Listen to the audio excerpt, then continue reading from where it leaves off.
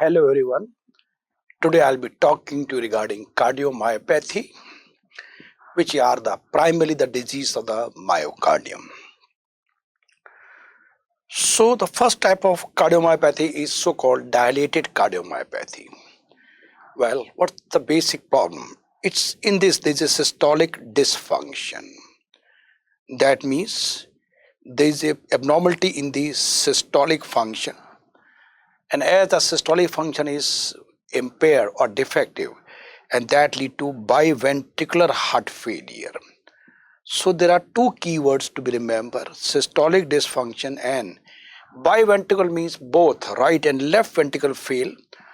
Okay, right and left ventricle will fail. It means there will be feature of both right heart failure as well as the left heart failure.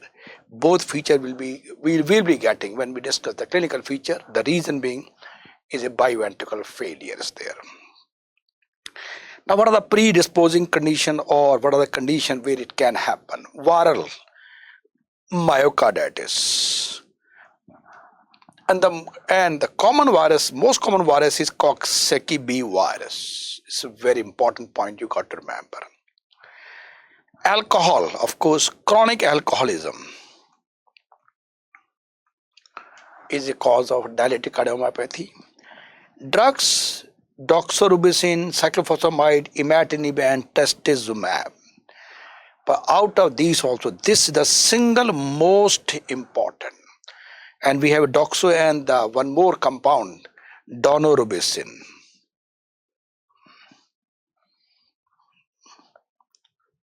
They both belong to anthracycline.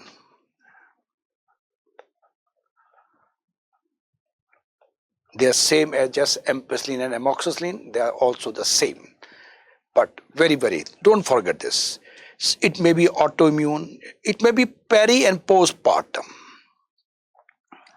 That means it is pregnancy related also. But here, fortunately, it recovers in 6 months time. Okay. Even suppose that it develops in the postpartum period, after 6 months of the onset, it recovers. Chagas disease, a important question. It may be congenital X-linked selenium deficiency. This you should know. It can be seen in one type of myopathy, this is Duchenne myopathy. Again, important question. Because why it is so important? There are so many other conditions that other types of limb girdle, Baker. But this is seen in DCM, in Duchenne. Friedreich ataxia and hepatitis C. Out of all the hepatitis A, B, C, D, E is the only one where this can happen. So there are certain important factors. Now, what you don't have to forget: Coxsackie B virus. No way, you cannot afford to forget. Doxorubicin, postpartum or pregnancy. The fourth one is selenium deficiency, Duchenne, and hepatitis C. These 6 you have to remember by all means. Okay. So now, what a basic pathology of idiopathic variety of DCM. Okay. Well, it may be inherited. About 35% cases of DCM.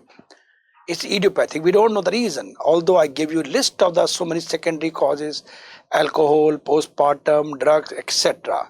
But still, 35% are idiopathic. We don't know the reason for that. And what they say, especially inherited variety. Remember, don't forget we have a congenital variety also. Okay. So I'm talking about this congenital variety, 35%. An X-linked recessive disorder. And now what happened?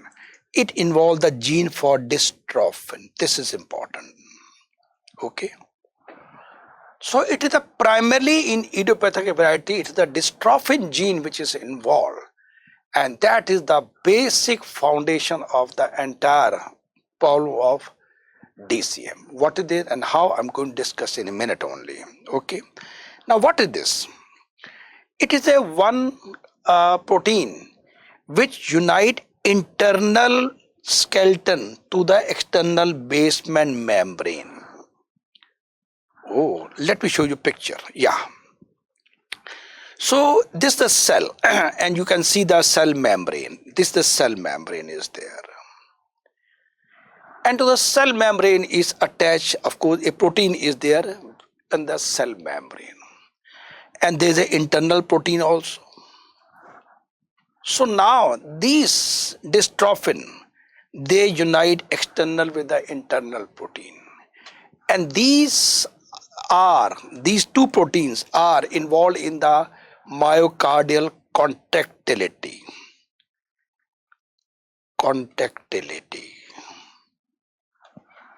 Got it?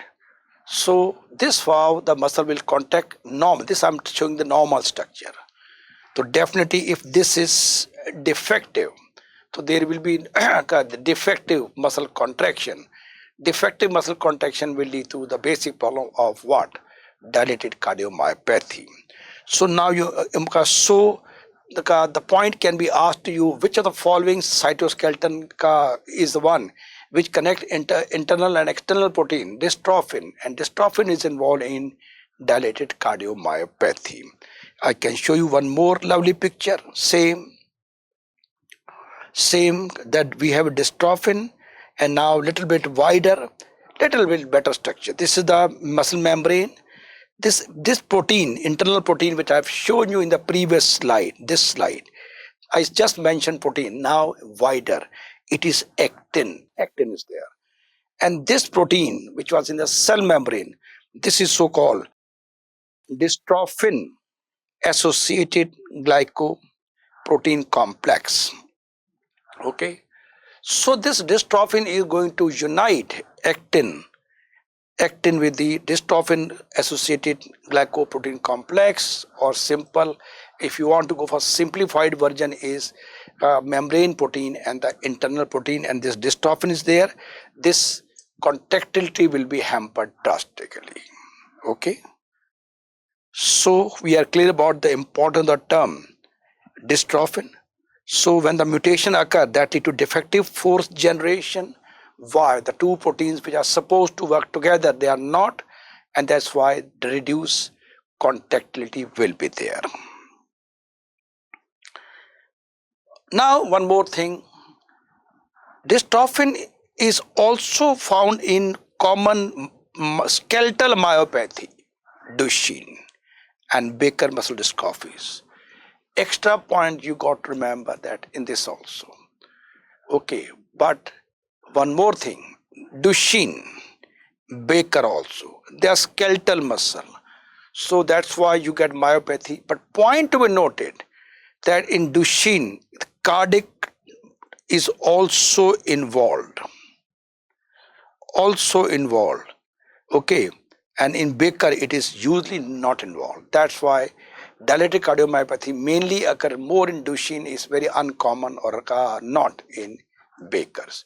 But remember, dystrophin skeletal muscle abnormality is Duchenne and Baker.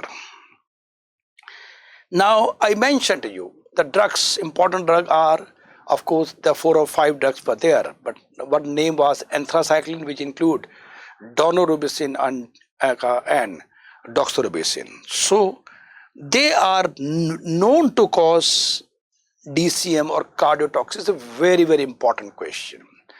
Question can be asked to you, which of the following anti-cancer drug is cardiotoxic? Yes, same, anthracycline. Or second question, what type of pathology they can lead to? They can lead to dilated cardiomyopathy. So friends, so these are the two important drugs which are severely cardiotoxicity. Agreed. So point number 1 is cardiotoxic. Agreed. Now why? How they do it? They produce free radicals. This cardiotoxicity is due to free radical production. Is the unique thing about these two drugs. Okay, and one more very, very important, a universal question asked in all the exam. In these drugs, this cardiotoxicity is dose dependent, and it may even present after many months of discontinuation of the therapy. So each word is important. The first keyword is What are the drugs which belong to this category? Dono and doxorubicin. They are what? Cardiotoxic. How they produce cardiotoxicity? By free radical production. Dose dependent and can occur after many months. So that's why whenever the dose is to be given to any patient, dose is calculated, and what the upper safe limit, that limit should not cross. That is the important thing regarding use of this drug. So if you go beyond certain limit of this, then it may going to do the cardiotoxicity. So in again day-to-day language I can use that when you are going in a highway, it's often written speed thrills but kills is the usual line written on the highways, especially for the youngsters. So speed thrills but kills, same thing here also. Donorubicin, doxorubicin, we have to control the level. Beyond that it is going to cause. So remember, it is a dose dependent. It is not idiosyncratic reaction. And why? They are going to produce free radical. More the dose, more the free radical, more the toxicity. So now one more question. Suppose you want to prevent this toxicity. What drug? Dexrazoxane, the one drug that is used to prevent the cardiotoxic effect of the anthracycline. So one more keyword to be remembered. What are the basic mechanism of this drug? It's an iron chelating agent that decreases formation of free radicals. Okay, so it reduces free radical formation. So reduces free radical formation. So friends, the two more keywords in this particular slide. So we had three keywords and two more keywords in this particular slide. So now you can imagine how important is the discussion of doxorubicin induced DCM, because very frequently asked question. Now let's talk about pathophysiology of dilated cardiomyopathy, DCM. So as I discussed very early in the first slide, is a ventricle dilatation occurs because there is systolic dysfunction. So systolic dysfunction, let's say there the myocardium which is contracting and relaxing. Here the myocardium is not contracting or slowly contracting, but relaxation is normal. So diastole is normal, but systole is slow. With the result, blood will not go out. Definitely, with the result, blood will not go out of the heart, and the blood will accumulate because it's not contracting. So there will be bilateral dilatation of the. There will be both side dilatation of the myocardium. Ventricles will be there. So there will be biventricular myocardial failure, dilatation also. The problem is systolic dysfunction, and this lead to a reduced stroke volume. Definitely the myocardium is not contracting properly, so the amount of blood leaving the each cycle will be reduced, so stroke volume will be reduced. And as the systolic volume is reduced, so this end systolic and diastolic volume will increase. What do you mean by this? Let us say end diastolic volume is say 180 in a normal heart, and with each stroke maybe 80 ml goes out, what we call as stroke volume. So end diastolic volume will be 40 ml, and in this case ejection fraction is the amount of blood. 80 out of 120, it is 66.6%. This is normal, and this I discussed in the previous lectures also. Now suppose a systolic function is hampered. So what will happen in DCM? Okay, so systolic function is out of 120. Normally 80 ml was supposed to go out. Let's say 60 goes out. Now this is end systolic volume. So sorry, this is end systolic volume. 120, 80 and end systolic. This is end diastolic volume. Now again out of 120, 60 ml goes out. The even end systolic volume will be 60. The end systolic volume has increased because out of 120, 60 has gone. Now 60 is already there in the heart after systole. Suppose 80 ml come more, so now 80 ml come in the next diastole.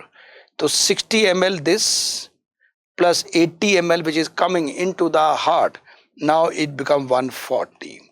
So this lead to increase end diastolic volume also.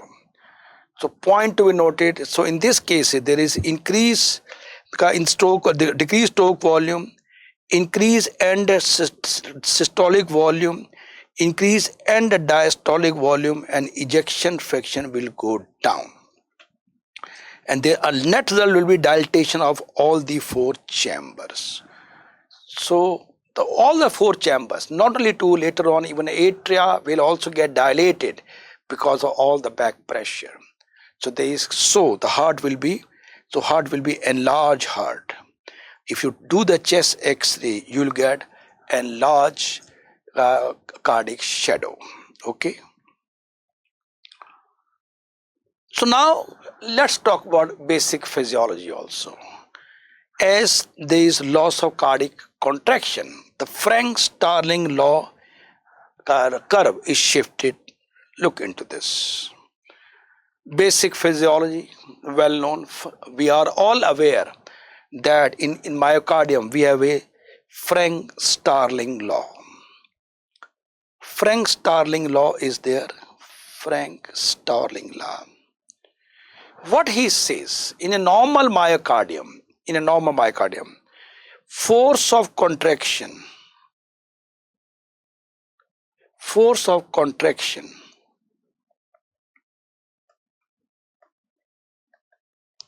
is directly proportional to end diastolic volume. So more the end diastolic volume, more is the force of contraction. That is under normal situation. So you can see end diastolic pressure is increases. This is the end diastolic pressure, and that causes more and more force of contraction, more and more stroke volume. Now the heart is failing. It become like this. So it has shifted to right. You can see even with the increase in the end diastolic pressure, the stroke volume is not increasing. The same thing what I showed to you. Same thing, although the end diastolic volume has increased, but still the stroke volume, end diastolic volume has increased to 140. Still only 60 ml going out. The stroke volume get reduced, and this is beautifully shown in this curve. Okay, this curve, lovely curve. You can take it. Okay, simple. And this one curve, simple, you can draw also. Tell you all the thing regarding what is related to heart failure. Okay. So now this what is happening in the physiology. Now let us see what happened in the flow also. The ventricle dilate. So what happened? Now look into this. What happened to the blood flow? This is the normal heart. This is the pulmonary artery, pulmonary vein, and they are the mitral and tricuspid valve. Rather, I should show you like this. Tricuspid valve and mitral valve. Normal. So now as the ventricle dilate, and there are these valves. These are the valves. Valve cuffs. I'm just showing you. So now as the ventricle size increases, okay,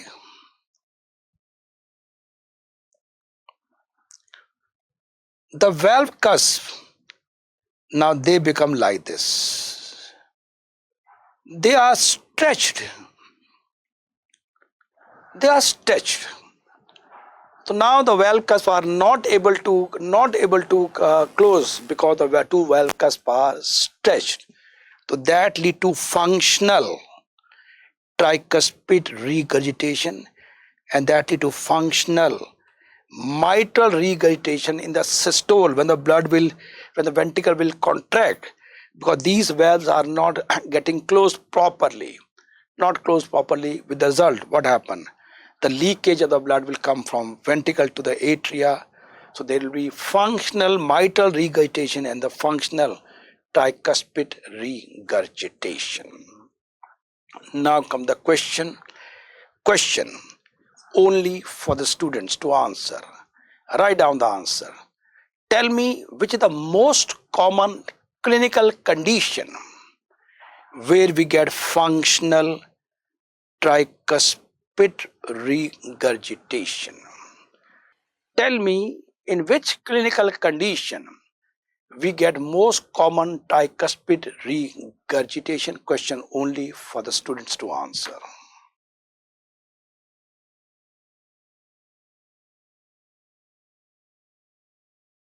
Well, the right answer is cor pulmonale.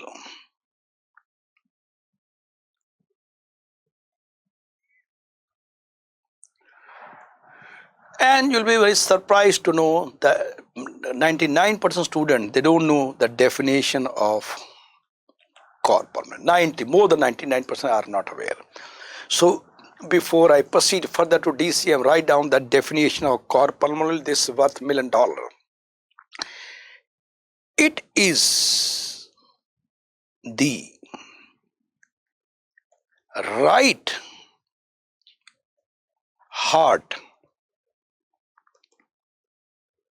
enlargement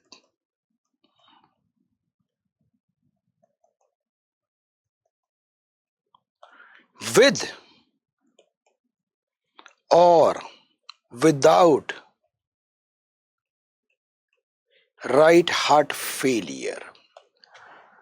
With or without right heart failure, secondary to lung parenchyma, pleura,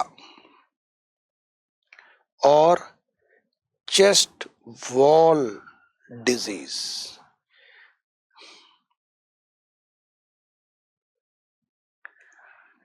It is the right heart enlargement with or without failure, right heart failure, secondary to lung parenchyma, pleura, or chest wall disease is cor pulmonale. So here the right ventricle get dilates and it's the same, and that's why you get functional TR. Okay, in fact, in the mitral stenosis, mitral regurgitation, aortic stenosis, ARN, TS, tricuspid stenosis, mitral stenosis, mitral regurgitation, aortic stenosis, aortic regurgitation, and tricuspid stenosis. For these, most common cause is rheumatic heart disease. The only exception to this rule is TR, which is the cause of TR most commonly is cor pulmonale. This is the rank number 1 getting question. Okay, so this is the cor pulmonale. We come back. So we understood why we will be getting functional murmurs. That we understood. The functional murmur of TR, MR, and of course the volumes will be increased. And diastolic volume and systolic volume are increased. Now it lead to what? Overall, I told you it lead to reduced stroke volume, the point I mentioned. It lead to increase end diastolic volume. So that's why ejection fraction is reduced. The same thing which I told you with examples. Now I have got wording for you.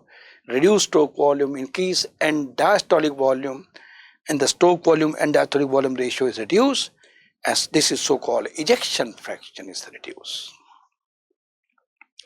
The clinical feature, there will be feature of both left heart failure and right heart failure. Okay, well, important one. So important one, edema, raised JVP and hepatomegaly. Left heart failure is dyspnea on exertion, third sound, basal crepitation and cardiomegaly. I have given you brief description. Detail I discussed in my lecture on congestive heart failure. All detail given, including Framingham criteria. You must have seen, or those who have not seen, you can see detail in my lecture on heart failure. So in these, as I told you, there is a biventricular failure. There will be clinical feature of both heart failure. Investigation cardiomegaly. Why? Why? Because it's a biventricular failure, and there may be pulmonary edema, may be there. And if the patient has pulmonary edema, what type of sputum you get? Pink, frothy sputum. Okay. ECG tachycardia is a feature, and there can be non-specific T changes, poor progression of R wave, but they are all non-specific. The only finding that we can say is tachycardia. Tachycardia, but this can occur in so many conditions. So by and large, as such, in the case of idiopathic type of DCM, we don't get any specific finding. We get all non-specific finding in the form of tachycardia. There may be non-specific T wave changes and poor progression of R wave in chest leads. Echocardiography is the best initial screening test. You get dilated hypokinetic heart, low ejection fraction. This you need to know what is hypokinesia. Look at me now. There are two ventricle, systole, diastole, systole, diastole, systole, diastole. Normal systole, normal diastole. Now look at this thing.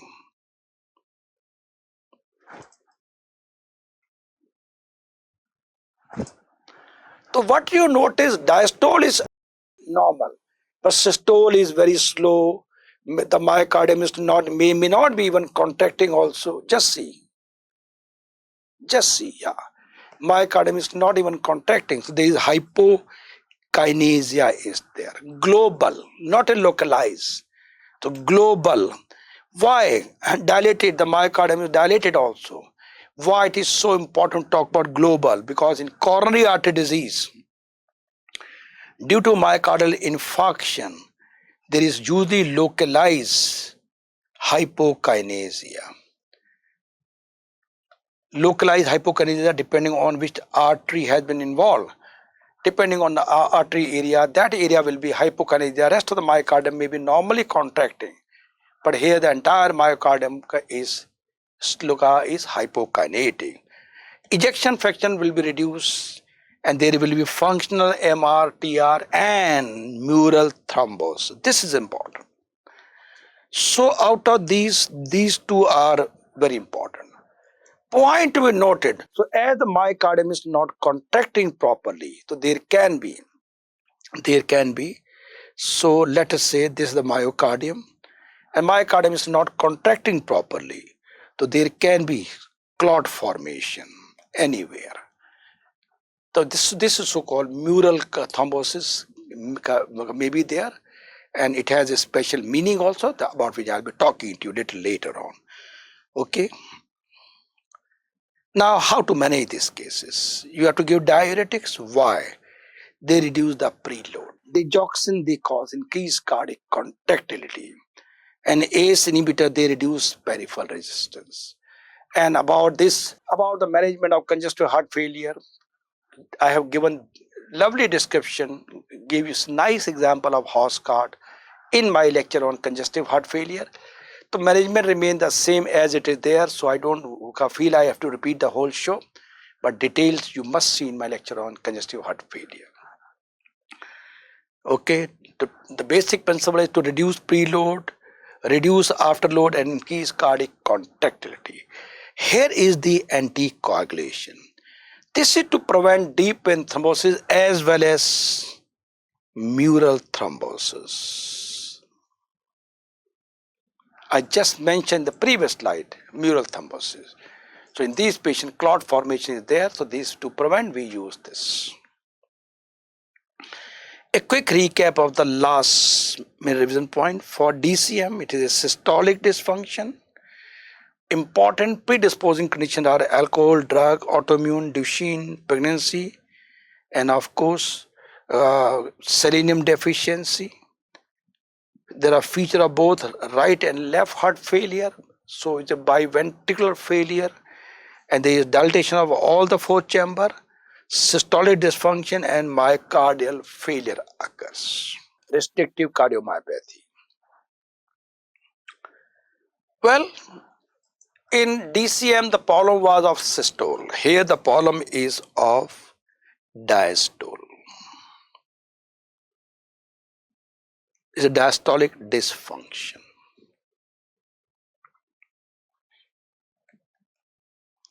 Okay, and this is due to myocardial is increasingly becomes stiff, and that lead to impaired ventricular filling. This is the most important line. Let me show you. Look again, normal heart, systole, diastole, systole, diastole. In DCM, the problem was like this. Okay, now here systole, but diastole is slow or impaired. So in DCM, this ventricle were not contracting. With the result, blood was not going properly into the big arteries. The blood flow in both aorta and pulmonary artery is reduced because these ventricles are not contracting. Let's see what happened in this. In this, ventricles are not able to dilate. There's a problem stiffness. Problem is in dilatation. With the result, the blood is coming into the right atrium, blood is coming to the left atrium also. And ultimately, blood has to come to these ventricles. As there is stiffness in these, the blood will not be able to flow freely into the ventricles. So what happened? There is an impaired filling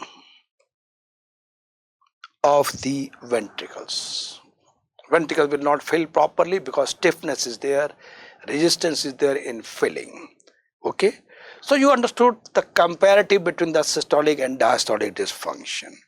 So here the problem is increased myocardial, and that due to impaired ventricle filling was defective. And in this case, there was ventricle emptying. Ventricle emptying, what I'm using, emptying, that means ventricle have difficulty in emptying, means the blood was not going out, it remained in the blood here only. Here blood is not coming. The two main differences there. Okay, since systolic function are normal, okay, that's why heart size is usually normal. In contrast, in diastolic dysfunction, there was a big cardiomegaly. Here the ventricle, if you go for X-ray, this X-ray size will be normal. The cardiomegaly will not be a feature. So the key word is defective ventricle filling, and the cardiac size is normal. Two keywords. Okay. Well, there's no blood is coming into the ventricles, or less amount of blood is coming. So definitely each ventricle in the next systole will not be able to pump out the blood. There's no blood, there's no income. There's no income, that definitely the income means no blood in the ventricle, less blood in the ventricle. Less blood in ventricle in diastole, in the systole the blood will go out less, and that lead to what? Symptom of both right and left heart failure. What is heart failure? When the heart is not able to supply the required amount of oxygen or blood, that is heart failure. So here it is no income, so no output, no expenses, heart fails. And since they can induce arrhythmias, and conduction abnormalities are very frequently encountered, and they are definitely going to add into the problem of heart failure. So friends, feature of both right and left heart failure, arrhythmias and conduction disturbance are very frequent in these cases, and they are going to add to the problem of heart failure. Pathophysiology, diastolic dysfunction, the point I've been talking to you, the problem is diastole. So there is increase in the end diastolic volume, reduce end diastolic volume, stroke volume is also reduced. So the ejection fraction is normal.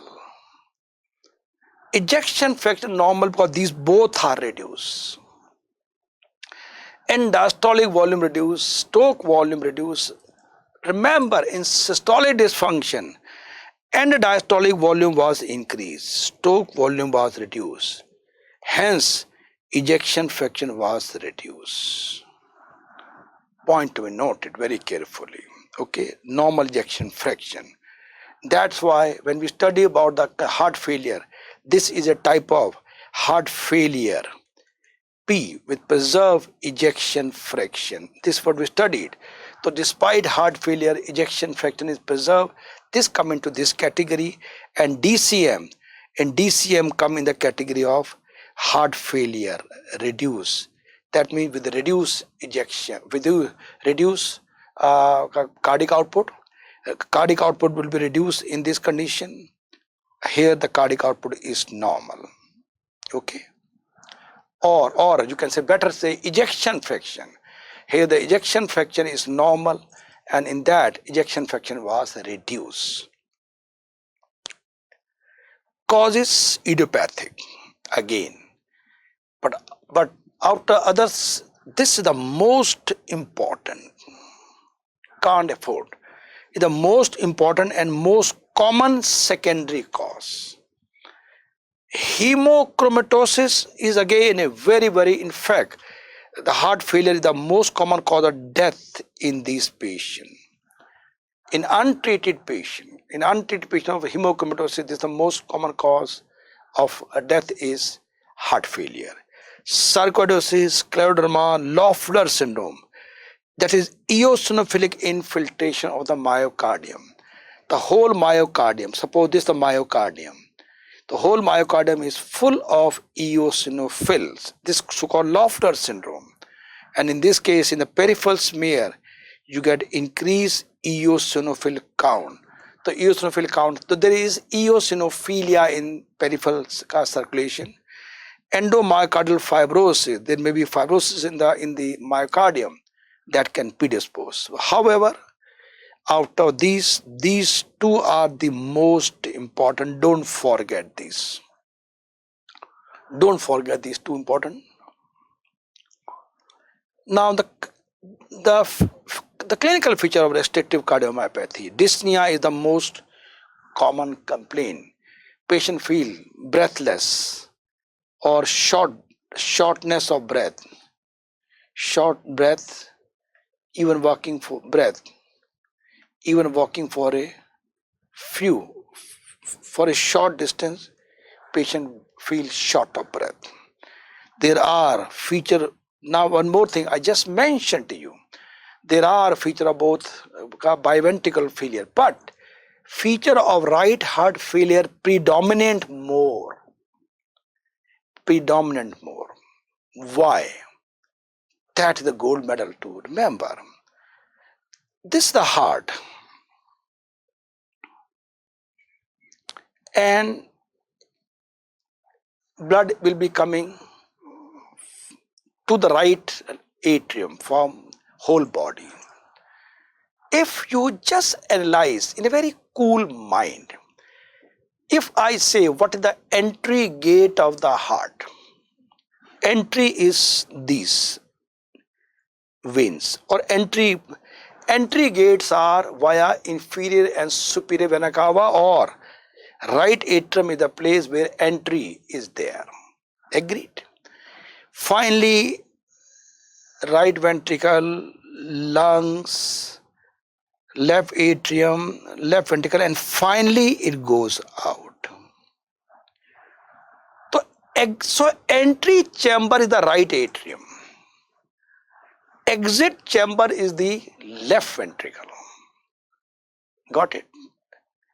Entry chamber is right atrium and the exit chamber is the left ventricle. So what is the basic pathology? Restrictive entry filling is defective.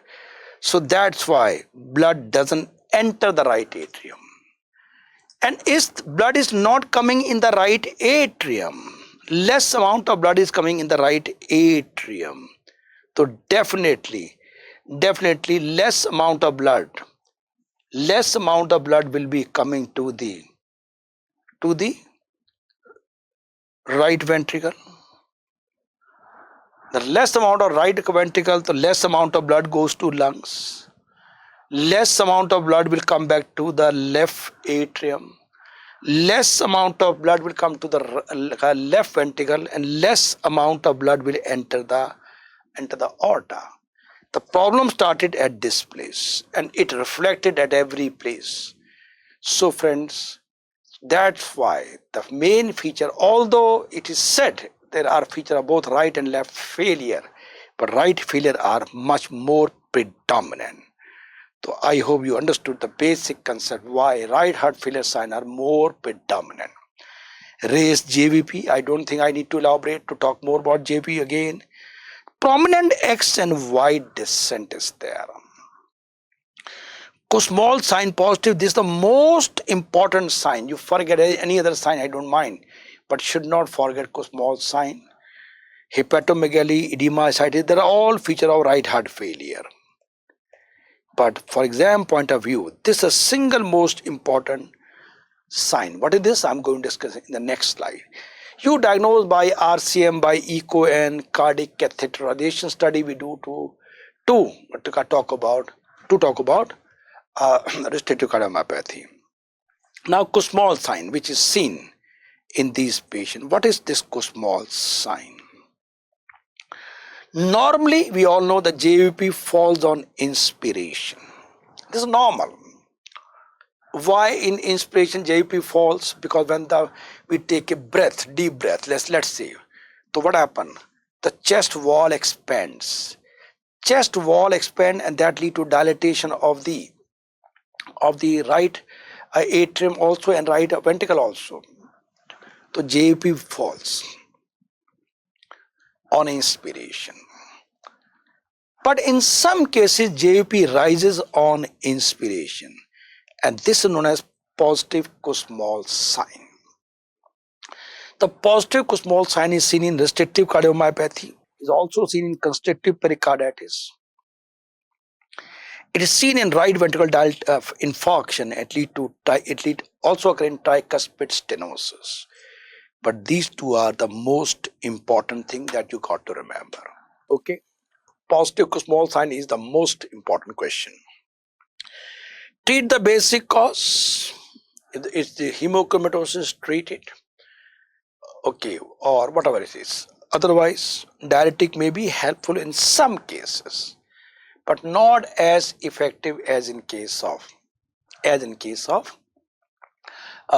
systolic heart failure.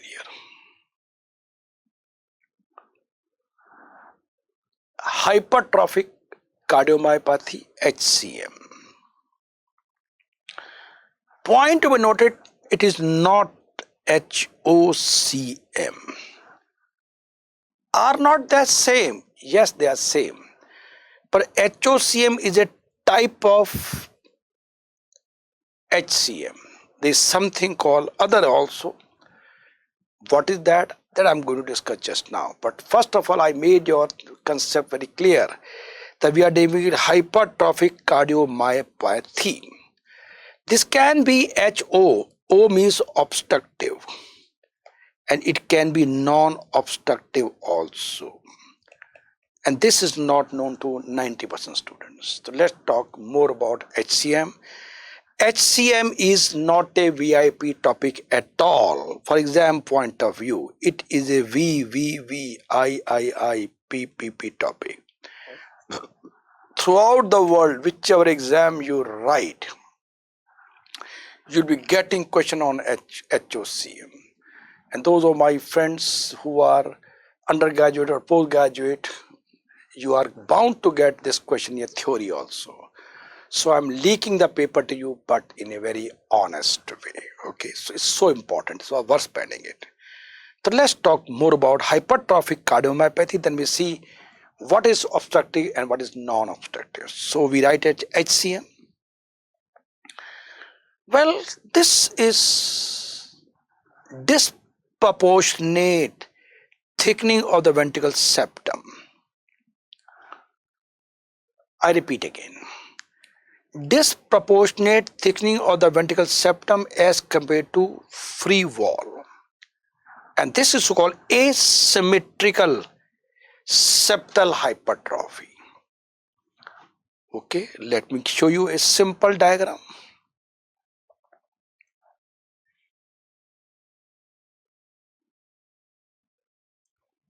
Okay, this is the interventricular septum.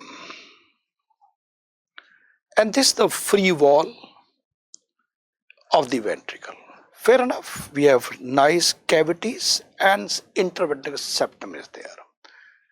Now in these patients, in these patients, what happened?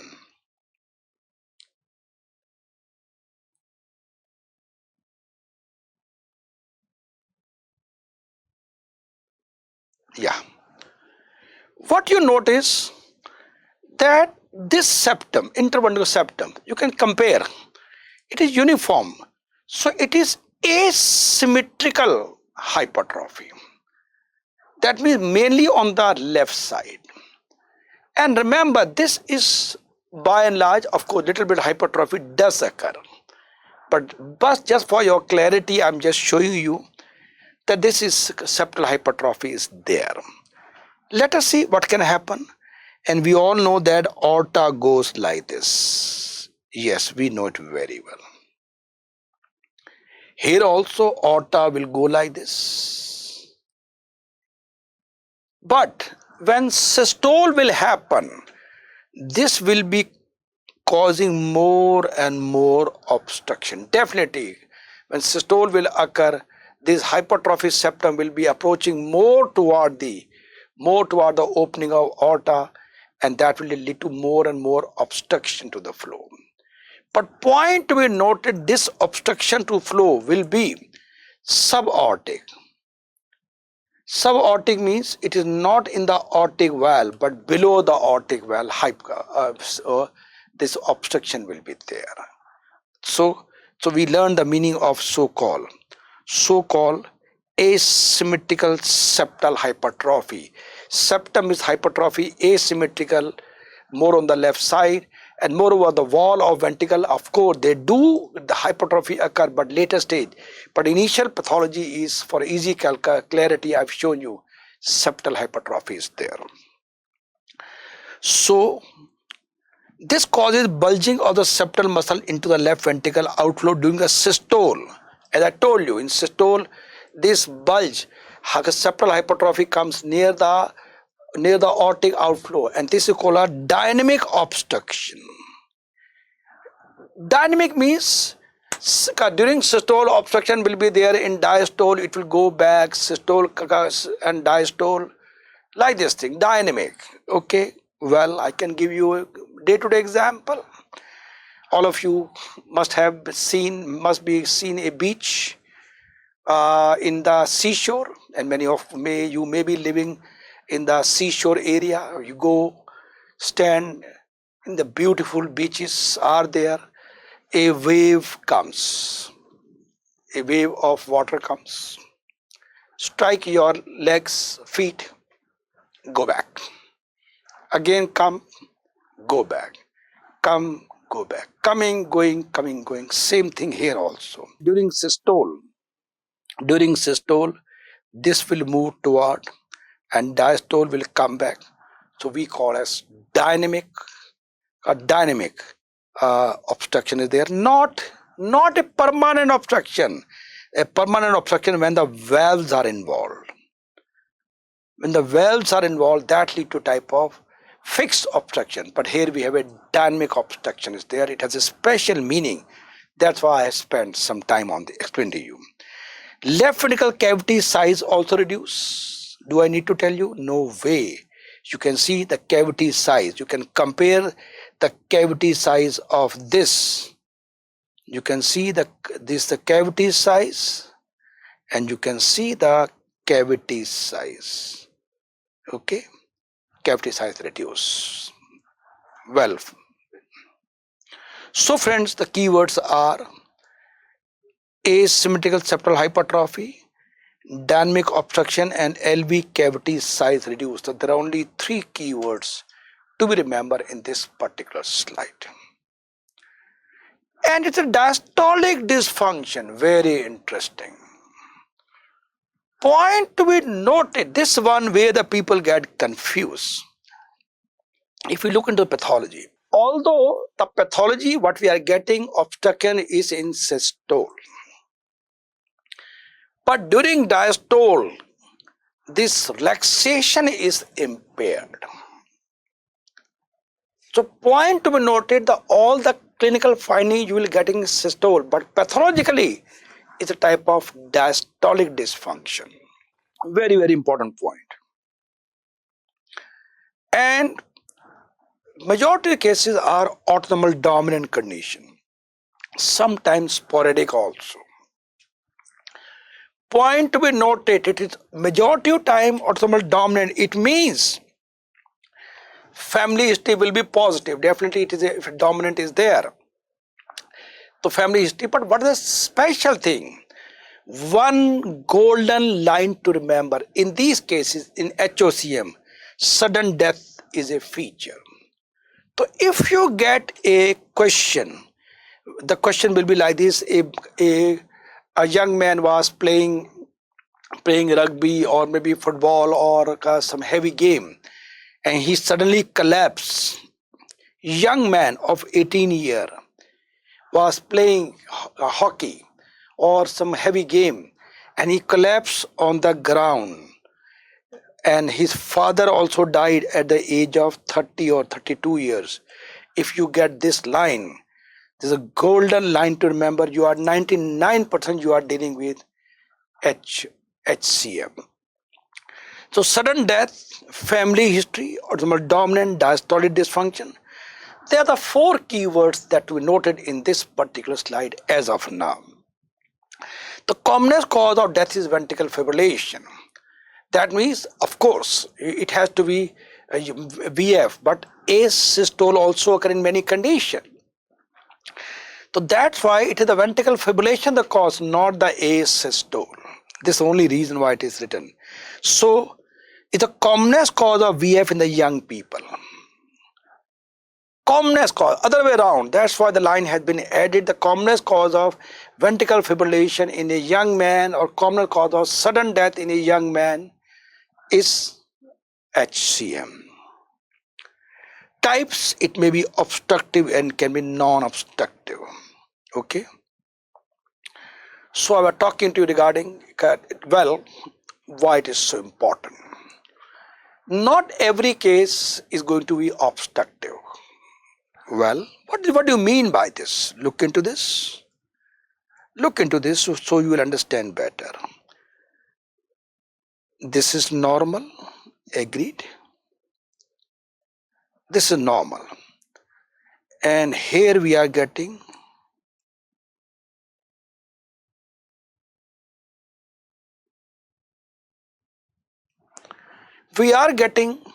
asymmetrical hypertrophy, but this the aorta is there, it's not causing any obstruction.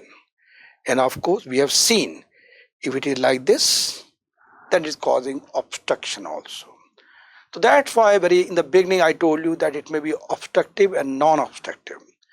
But in the exam, again one more twist of the story, in the exam 99.9% question will be on HOCM, obstructive cardiomyopathy. That's why majority of the books what you read, they talk about HOCM.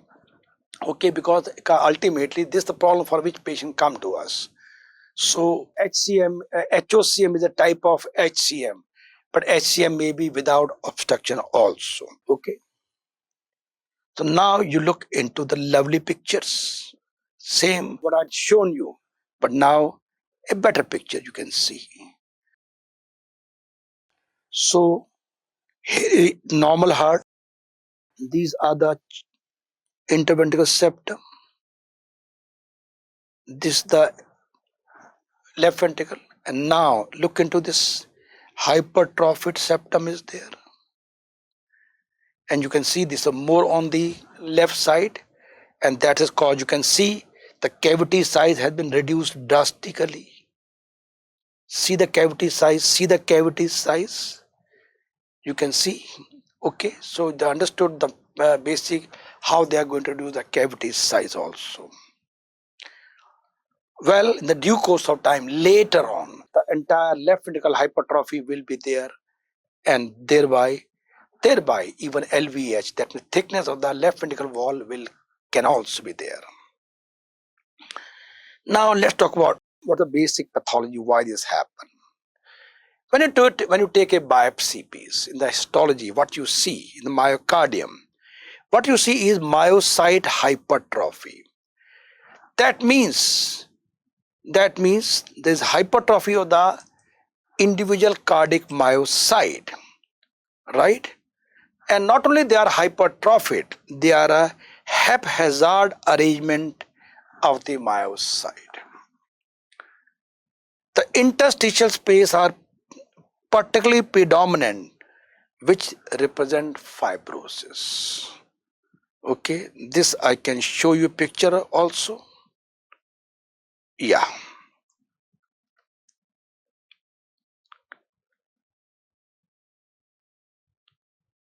These are the biopsy piece. Okay. So this individual cells hypertrophy. But look, even more than that, how they are arranged. How they are arranged. This is arranged this way. It is arranged this way. It is arranged this way, this way, this way, this way. Okay. It is just like you go to a good place with disciplined traffic, car are parked like this.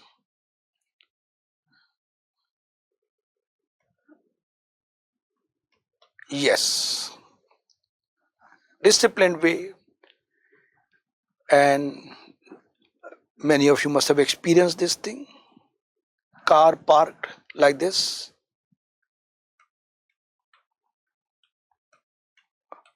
Less number of car parked, but in a very haphazard way, and that lead to a lot of problem also. I hope you got an idea, and many of the people who are in the subcontinent country, they know this experience day and night.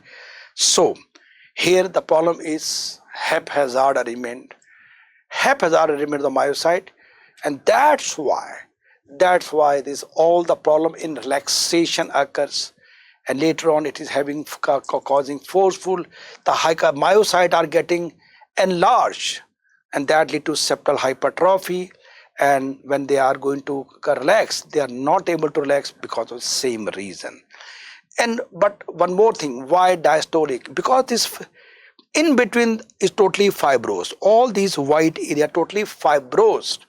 So due to fibrosis, muscle relaxation is impaired. So that's why the type of diastolic dysfunction is there. Okay. So you learn the histology also. So a quick recap. What all you have to remember is myocyte hypertrophy, haphazard arrangement of the muscle, and interstitial fibrosis. The three keywords to be remembered in this particular slide. Okay. And dysarray and fibrosis, same words. Now echocardiography. What you get in echocardiography? In echocardiography, systolic anterior motion of the mitral leaflet. This is a very, very important point. That anterior mitral leaflet, it moves anteriorly. Okay. So the mitral leaflet, there are two mitral leaflets. Now the anterior one, during muscle systole, this slightly bulging and this systole, this mitral leaflet comes it comes closer to interventricular septum as it bulges into left ventricle outflow. So again, due to mispositioning, that mitral valve position are gone, they are not properly placed. So during systole, this when the septum is bulging, even some bulging occurs in the mitral anterior leaflet, and that slightly move forward because of mechanical effect, not due to physiology, more of a mechanical effect, and that further lead to narrowing of the left ventricular outflow. Do we need to remember all these things? No, not at all, not at all. Just remember SAM, systolic. This only thing you got to remember, there is anterior leaflet of the mitral valve during systole moves forward. This is known as systolic anterior motion of the mitral leaflet. That's all. Don't waste time more in knowing what is going to happen. But it is going to cause, definitely causing to reduce the left ventricle outflow. Okay. So you get a murmur also. You get a systolic murmur.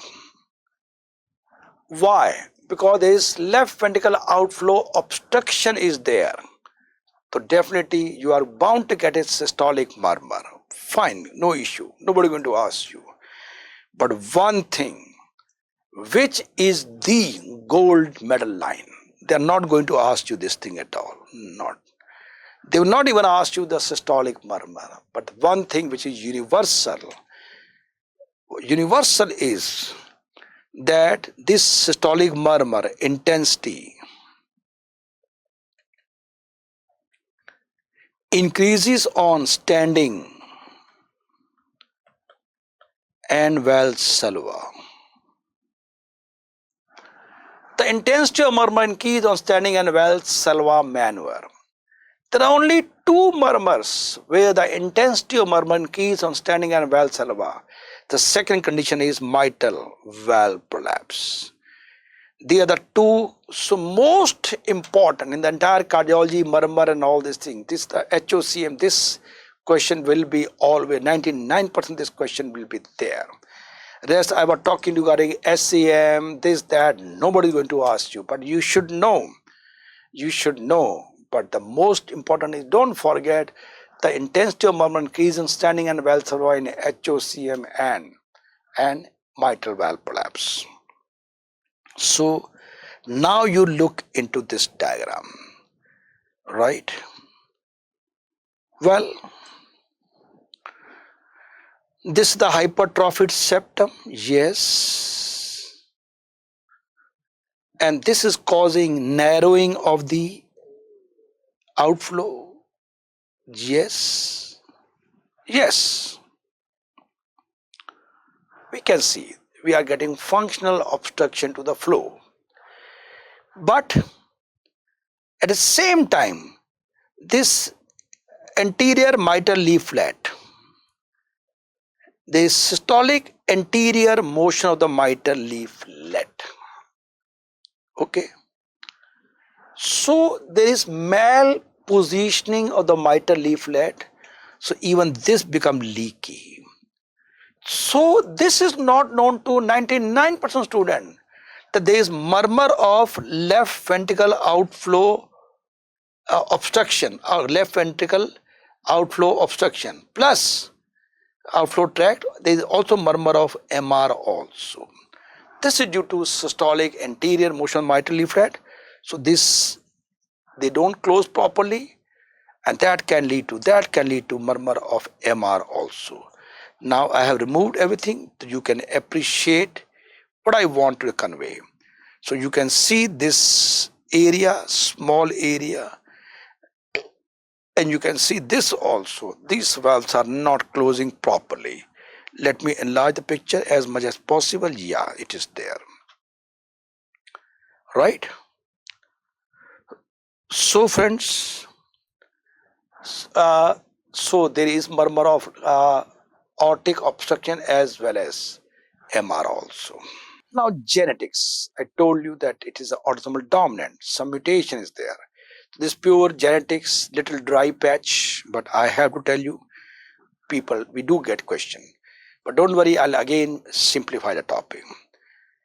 Mutation in genes for cardiac sarcomere proteins. Sarcomere protein are the muscle for contraction.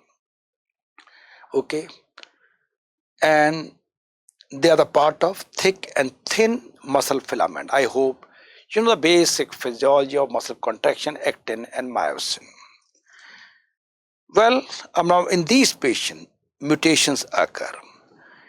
Beta myosin heavy chain, myosin binding protein C, cardiac troponin T and topomyosin. Take your time to write it down. Beta myosin heavy chain, myosin binding protein C, cardiac troponin T and topomyosin. These are the mutation, usually single point mutation. But what is the question they ask? Which is the single most important mutation? The answer of this is MHC. So friends, in this whole picture, whole slide, you remember if you want, but don't forget MHC. Even beta myosin heavy chain, if you can't remember, but don't forget simple one word, MHC, that's all. So friend, genetic is MHC mutation. Okay, MHC mutation. So again, I tried to simplify it, okay, the matter. I may forget. I want more simplified. If you look, I think we were talking about HCM. Yeah, I remember. We were talking about HCM. What it done? Nothing. They simply change the position. It become MHC. MHC. Yeah. Oh, now it is much easy. Very simple to remember. So HCM is MCH. Very simple, right? HCM is MHC. Okay. So only one thing. Look into one more picture. Lovely picture. This again depicts everything. Septum is enlarged, and that lead to left ventricle outflow. Obstruction is there. Cavity size is reduced in this condition. Okay. Now let me give you summary of the pathophysiology, what we discuss. Major abnormality is impaired relaxation. It is a diastolic dysfunction. Cavity size is reduced, so end diastolic volume is reduced. So end diastolic volume is reduced. Even end systolic size, and a systole also, the cavity size is reduced. But the most important line, ejection fraction may be normal or increase. Ejection fraction may be normal also, maybe normal or maybe more than normal. So friends, wall thickness increases. So friend, in DCM, ejection, so if I have to give you summary, cardiomyopathy, ejection fraction. Dilated cardiomyopathy, it is highly reduced. In RCM, it is normal, but in HCM, it is highly increased. Golden line to remember. In HCM, the ejection fraction may be more than normal also. Symptoms mainly on exertion. The classical symptoms are palpitation, angina, dyspnea, and syncope. The mnemonic is PADS. P for palpitation, A for angina, D for dyspnea, or S for syncope. Okay, sudden cardiac death is a very, very important question. Sudden cardiac death in a family history is, if you get this line, sudden cardiac death in a young man with a family history of sudden death, 99% you are dealing with HOCM or HCM. Okay, so sudden death in a previously asymptomatic young exercising is a strong suspicion of HCM. This is a golden line to remember. Golden line to remember.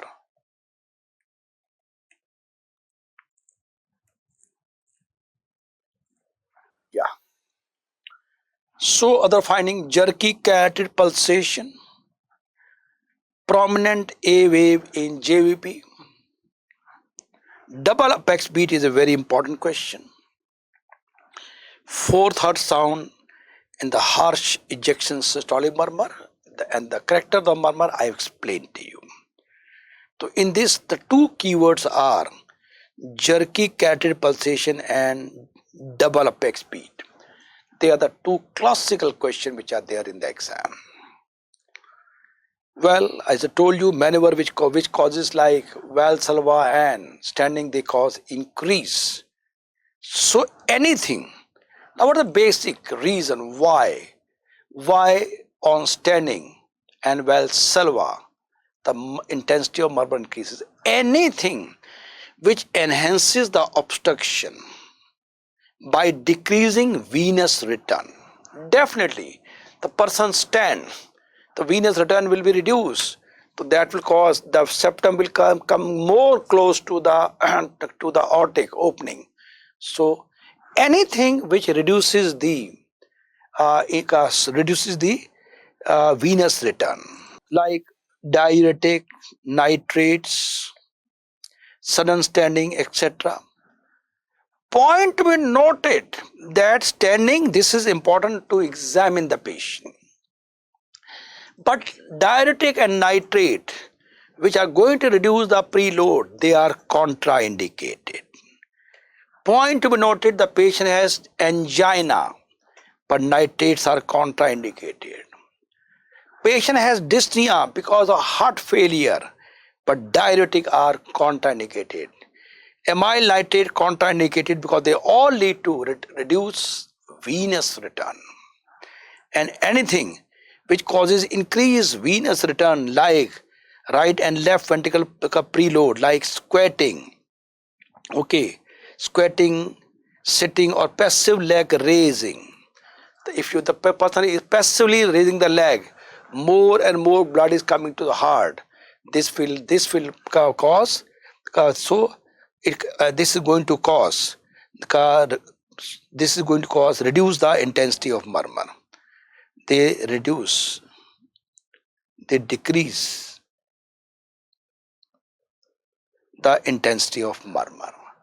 So standing and Valsalva increases the intensity, and this maneuver like passive leg raising, they decrease the murmur. Okay.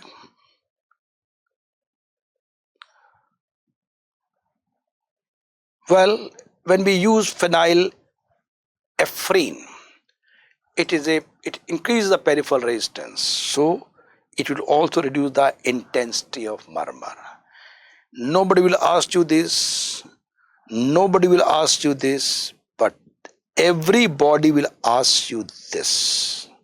Standing and Valsalva, that's all. This you have to remember.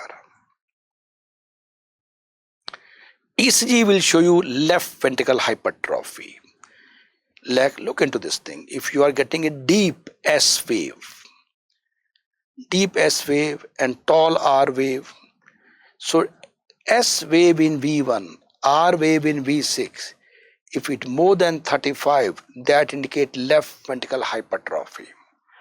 So you are getting a deep S wave and you are getting a tall R wave, SV1 and RV6. More than 35 means how many small squares? These are the 5 small square. 5, 5, 5. So here we are getting 5, 10, 15, 20, 25. And how much we are getting here? 5, 10, 15, 20, 25, 30. 30 plus 25. We are getting 55 small square. So that is so-called LVH. Well, when we are suspecting clinically, then echocardiography is the best initial test, and that you can see the septal hypertrophy that I talked to you, no need to repeat. And you can also see this also lead to systolic anterior movement of the anterior mitral valve. So you will be getting asymmetrical septal hypertrophy and you are getting a SAM. So again, echocardiography is squeezed into 2 words, SCH and SAM. This you can see in echocardiography.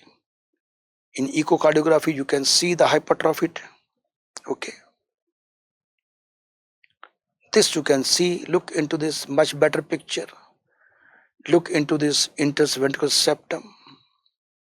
Okay, thickened. Now, what are the causes of LVH? Left ventricular hypertrophy. Hypertension, the most common cause. Aortic stenosis, aortic regurgitation, and HOCM. In HOCM, of course, there is a predominantly asymmetrical, but in due course of time, even the other wall of the left ventricle may be hypertrophied, but that is secondary to obstruction to LV outflow, obstruction. Management, avoidance of heavy exercise is a must. So these patients are strongly advised not to go for any outdoor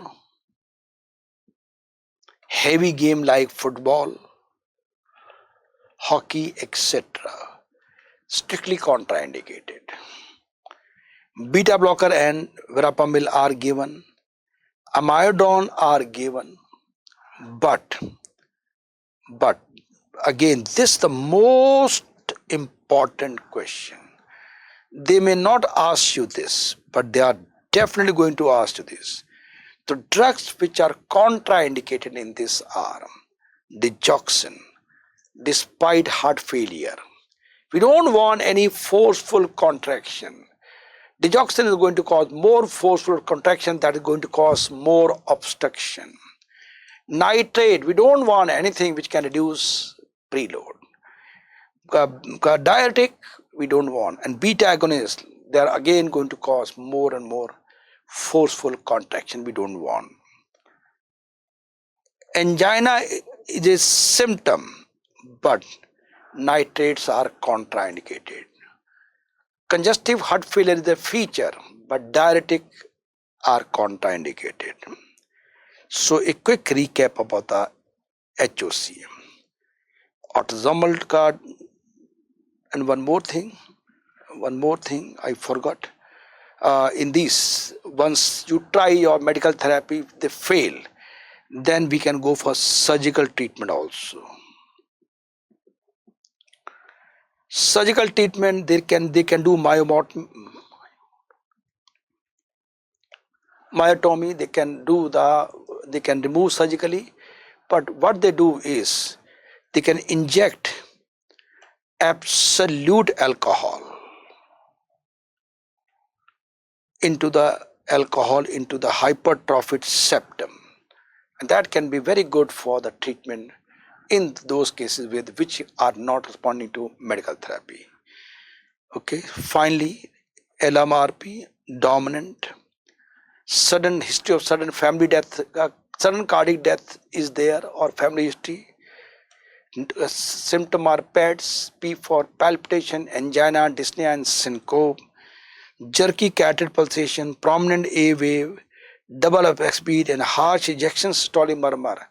Intensity of murmur increase on standing and Valsalva. Drugs contraindicated deoxynitrate, nitrate, beta agonists, and diuretics. They are contraindicated. Subocardiomyopathy, also known as apical ballooning syndrome, also known as broken heart syndrome. Something very interesting to talk. It is abrupt onset, keyword. Suddenly, severe chest discomfort. Okay. It's preceded by stressful emotion or physical event, especially emotions.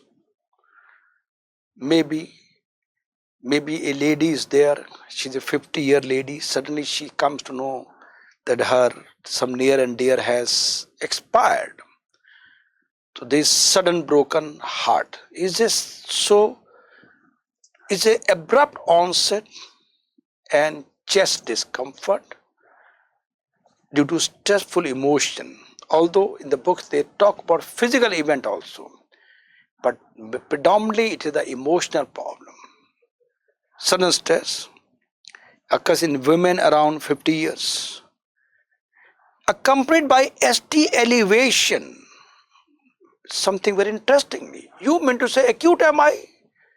Yes, resemble like acute MI, ST segment elevation. So the keywords, of course, more detail I'll discuss in the coming slide. The keywords are broken heart syndrome, apical ballooning syndrome, abrupt onset, chest discomfort, emotion, woman 50-year, and ST elevation. These are some of the important keywords that you got to remember. Note it down. Okay. So we proceed further.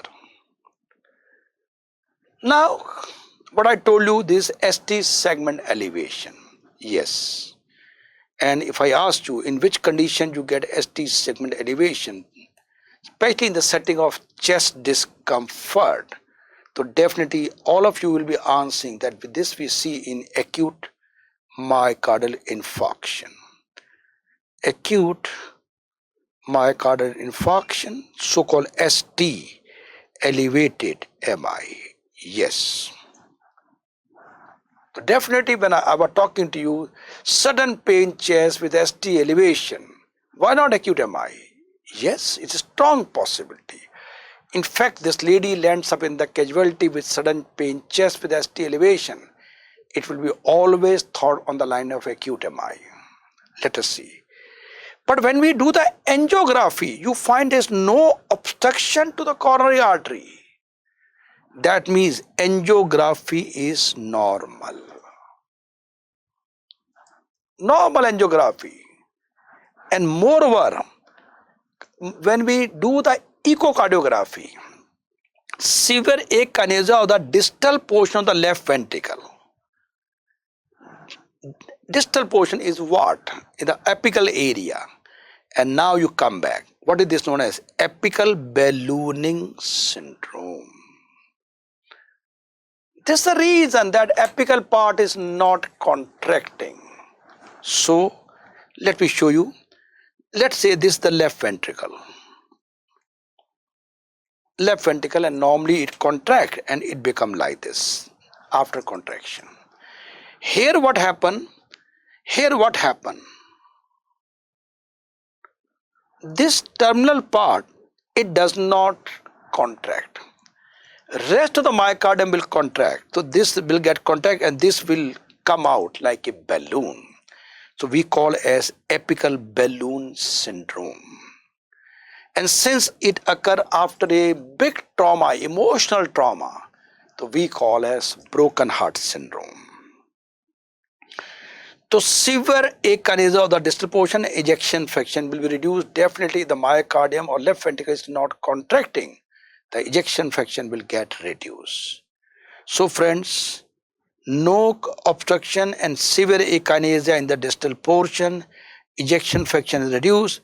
Troponin are usually mildly elevated. Mildly elevated. So, in the setting of acute MI, we are thinking, and there is hypokinesia in the left ventricle. That can be seen in acute MI also. But one point, ECG also showing acute ST elevation. But that time you have to look for the cardiac enzymes. The cardiac enzymes are not very much raised. Typically, troponin T, which is always the first test is done. And cardiac imaging will show you ballooning of the left ventricle apex, as we have seen in echocardiography. So keywords are no angiography is normal, akinesia of distal portion and troponin level are normal or slightly increased. And something very interesting, it starts suddenly. It is reversible in 3 to 7 days. The point to be noted, it's the only type of cardiomyopathy which is reversible. 3 to 7 days, 1 week time maximum, and it does not lead to long-term dysfunction or disability. Again, a good thing. Is all a temporary phase of the life. Suddenly problem happen, but it get cured of its own. It get cured or get so again. Not everything is medicine. So what we learn in this also, everybody faces some bad patch in the life. So problem never stay for long time. They disappear short time. So never lose your confidence in the crisis. Have faith in yourself. Have faith in God. So bad time come, but it never stay for long time is the message. Of course, if I have to correlate with the Takotsubo, problem stay for 3 to 7 days, but it become normal. Well, now what is the mechanism? Why this happened? The theory proposes as what is there. There is emotional problem is there, and that precipitate. That's why we call it broken heart syndrome. So whenever emotional problem is there, that lead to adrenergic surge. Suddenly, large amount of epinephrine is released. Okay, and that can lead to abnormality in the circulation of the blood, abnormal muscle contraction. But the only one thing is a sudden surge in the adrenergic surge is the question what they ask. The question will be adrenergic surge, coronary obstruction, increased venous return, blah blah, all option. The answer is adrenergic surge. That's why in the treatment also we give beta blocker. This is the reason beta blocker the choice, not nitrate, not even aspirin also. Beta blocker. Beta blocker the therapy. Okay.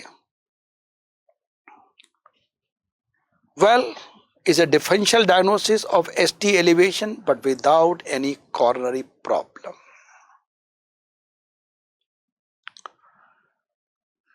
Right, sir. Now, the last topic of the day, arrhythmogenic right ventricle cardiomyopathy.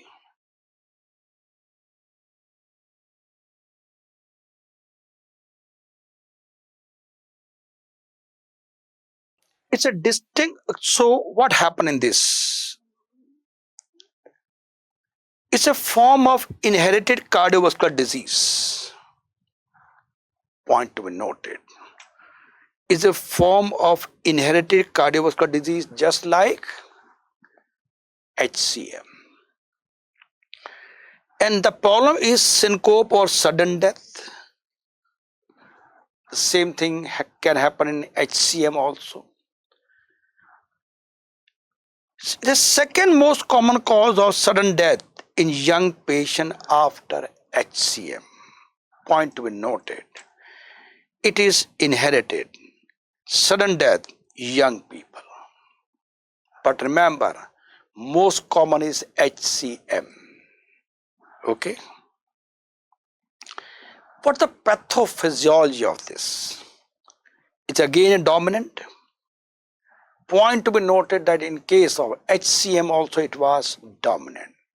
This is also dominant, but with variable expression. But what the main problem? Right ventricle myocardium is replaced with fatty tissue. Oh, here the basic site of disease is right ventricle. And the right ventricle has been replaced, muscle has been replaced by the fibrous tissue, fatty fibrous tissue. Okay, so definitely, so remember in HCM, the problem was in the interventricular septum on the left side. Here, and there was muscle hypertrophy. Here it is, muscle is getting fibrosed. And there mutation in desmosome. And there was mutation in dystrophin. Here the problem is in the desmosome. So friends, what all you have to remember so far is it is a syncope or sudden death. Syncope or sudden death is an inherited disorder, death, and sudden cardiac death in young people, dominant, and right ventricle is the site of disease, and the problem lies in the desmosome. They come with palpitation, syncope, or they may come with a sudden cardiac death also. Right? Point to be noted that in case of HOCM there was syncope, but pain chest was also a feature. Here the pain chest is not a feature. ECG shows abnormality in V1 to V3, typically T wave inversion, and an epsilon wave is very commonly asked question. If they talk about epsilon wave, it's the golden line. Epsilon wave is the golden line to remember. If you are getting epsilon wave, it means virtually you should be 99.9% you are dealing with arrhythmogenic, okay, epsilon wave. What is this? What is this? The epsilon, first you see it, then I'll explain to you. You can see like this. This is, yeah, epsilon wave. Let's learn what is this. This is described as a terminal notch in the QRS complex. So this, let's say, this is the normal QRS complex. Okay, but here we can get an extra notch.